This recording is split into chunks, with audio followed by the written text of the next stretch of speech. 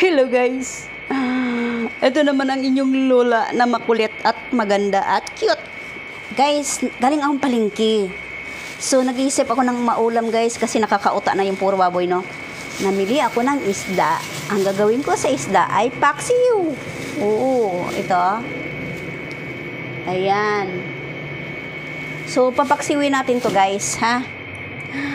Ito, meron akong bawang, luya, at 3 sibuyas na maliliit. Nakalimutan ko bumili ng sibuyas. Yun guys, yun yung aking kasalanan ngayon.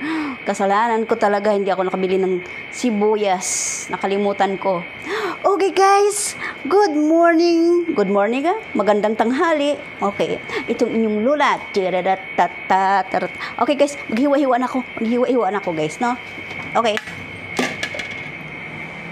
Unahin natin yung loya guys. Anyway, yung isda guys, madali lang naman tulutuin eh. Madali lang naman tulutuin yung isdang paksiw.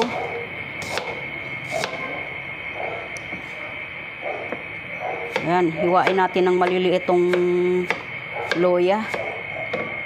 Para lalong lumasa pag maliliit, no?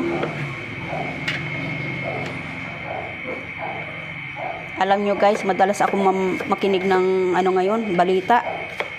Grabe talaga yung nangyari sa China. Yung baha. Kailangan lagi tayo nakatutok sa balita guys. At saka sa ibang lugar guys, sa ibang bansa, grabe yung bagyo. Ang laki. Kawawa yung mga kababayan natin guys. Yan. Diyos ko day, ang aking sibuyas guys. Kakapirango to. Ayan. Grabe, nakalimutan ko. Magluluto ako. Ito pa yung nakalimutan ko. I forgot to buy some onion. Okay guys, andito na yung aking loya, sibuyas, bawang. Naka-prepare na. So lilinisin na lang natin yung isda guys. Linisin na lang natin yung isda.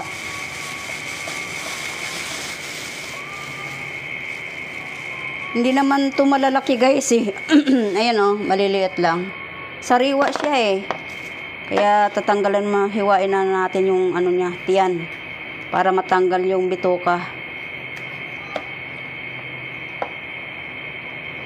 Ayan. Saka tanggalan ng bituka at saka hasang. Sus, Ginoo ko day.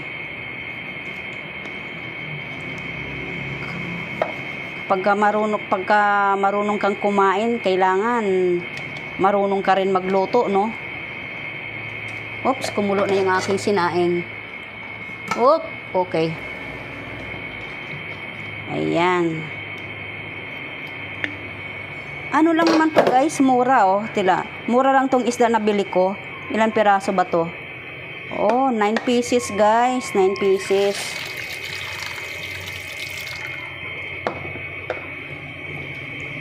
Pasayaw ako day, sayaw lang sa uban. Ako may gusto mo. Alam ka, masayahin lang talaga ako. Kasi ako lang naman dito sa bahay eh. Boring naman kapag hindi ako mag-i-enjoy sa sarili ko.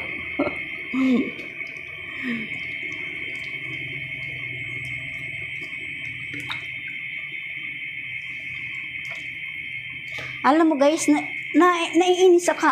Totoo ha, totoo talaga, naiinis ako. May mga kapwa ko content creator. Magko-comment sila at magko-comment. Pasintabi doon sa kapwa ko creator ha. Hindi naman lahat. Kasi mayroon naman kapwa ko content creator, mga vlogger na naging friend ko. Kasi ako totoo akong tao. Once na nag-comment ka sa aking content, sinabi mo na baka naman sige, alam ko na yun, ibig sabihin. Siyempre ako naman, hindi naman ako maramot eh. Isa-subscribe kita. Ako naman kasing tao, totoo lang ako, at saka masayahin lang ako. At saka maawain din naman ako. Bigyan kita. Oo, sige, subscribe kita. Papanoorin ko yung ano mo. Ganon ako. Magaganon ka sa akin, tapos ano mo ako, unsubscribe mo ako. Oh. Sabi, kaya, siyempre makikita mo doon kung pagka may naun, titingnan mo yung mga nakasubscribe. Okay, very good. Okay, tumaas. Tapos, mga ilan days, sabi ko, oh, ba't nawala? Siyempre hahanapin kita, i-unsubscribe din kita, no? Nakakainis kasi, no? Kapag ganun, hindi ko naman kailangan ay i-subscribe niyo ako eh. Kailangan maging totoo lang tayo, give and take. Gusto mong yumaman? Sino ba? Gusto ko rin yumaman, no? Diyos ko. Kaya nga ako nagba-vlogger eh. Totoo ha? Kaya nga ako nagba-vlog tapos gaganon. Oh no. Wag ganon. Totoo akong tao eh. Pwede na lang papuntahin kita dito, pakanin kita dito, patulugin pa kita, patirahin pa kita dito eh. Pero, mali naman yun. Bakit kayo nagsasubscribe? Dahil, ba't kayo nagko-comment para i-subscribe kayo? Tapos, para madagdagan yung ano nyo, subscriber nyo, tumaas. Hindi ko ganun. Kasi ako, ano talaga ako. Totoo talaga ako. Marami akong friend. Sa yung content creator. Marami. Andyan yan. Kilala ko sila. Yung si Jam, si Chris. Sino pa yung iba dyan? Mamaya. Magbablog uli ako. Babanggitin ko yung aking mga friend. Isa-isa. Yung palaging nakaano sa akin. Yun yung mga totoo. Pero yung, mahirap na magsalita, no? Hindi naman ako galit. Nagpapaliwanag lang. Ayan. Paksiw pa more. Nung isang araw, nag-ulam din kami ng paksiw eh. Totoo lang tayo, hindi naman ako sosyal. Kasi ako, dumaan din naman ako sa hirap. Hindi naman nandun ako sosyal. Oh. Maglalagay tayo ngayon ng suka. Okay, suka. Ayan. Okay na yung suka. Okay. Lalagyan natin ng asin. Okay. Ayan, asin.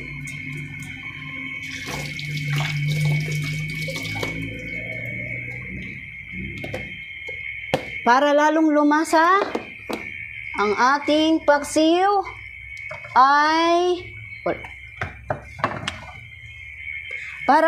lalong lumasa ang ating paksiw ay lalagyan natin ng konting patis. Okay. Ayan. Ayan ha. Para lalong pang sumarap ang ating paksiw, lalagyan natin ng asukal. Oh, baka natumba yung aking cellphone Ayun, asukal. Ayan. Haha. Okay, tandaan nyo yun. Tandaan nyo yan. Pwede na akong mag-tutorial. Paano magluto. Uy, ang aking sinaing. Walang takip. Ayan. Para lalong sumarap ang ating paksiw, lalagyan natin ng pangpasarap. Wala nang archi-archi. Okay. Kunti lang. Oops, kunti pa more. Okay. Ayan. At para lalong sumarap ang ating paksiw, mga friend, ilalagay natin yung loya. Loya. Sibuyas at bawang. Mukhang konti lang tong tubig baka kasi lalong mapasarap ang ating kain, no? Lagyan natin ng konting tubig. Kasi mas masarap din naman ang sabaw ng paksiw eh. Ayan, may bawang, sibuyas, luya. Okay. Atin na siyang isasalang sa kalan. Oh guys, ayan yung aking paksiw guys, oh. Luto na. Napakasarap. Ayan, yung luya, oh. Grabe luya guys. Ang dami. Yung sabaw niya, maanghang-anghang naman. Namis-namis. Akala mo, parang sweet and sour. Ang sosyal, no? Oh, parang sweet and sour. Ang sosyal lang ulam ko. Ayan. Maliliit lang siya guys. Pero sariwa yan. Ayan. Paksiw. Kumakain ba kayo nito? Alam ko, yung mga mayayaman, di kumakain ng ganito kaliliit na isda eh. Pero ako, pagka yumaman ako, mahirap man, okay lang sa akin. Basta may ulam. So guys, tapos na ako magluto ng aking paksiw. Ito na naman ang aking gagawin. Magtutupi na naman ako ng aking mga pinaglabadahan na damit guys. Kaya, kunting sipag lang talaga. Ayan.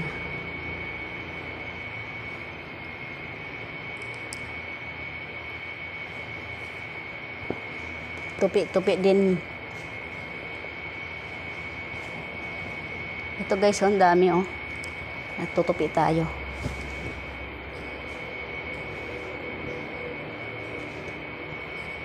Tapos na ako magluto, kaya ito, tutupi na. Magti 12 o'clock AM na.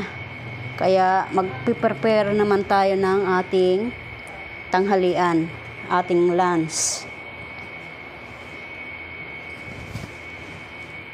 May nabili naman ako kanina saging para may panghimagas.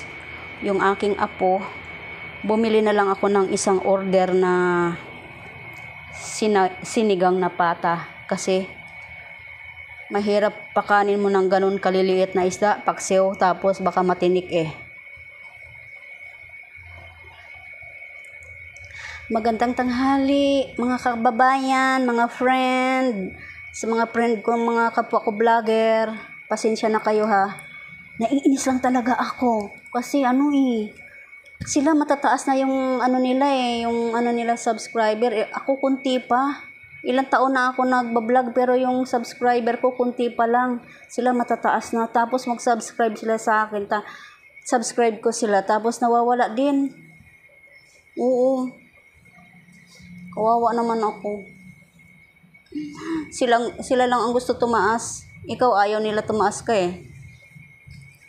O ayan ha, mga nagsasubscribe sa akin tapos nako, malay mo isang araw bigla akong naging 1,000.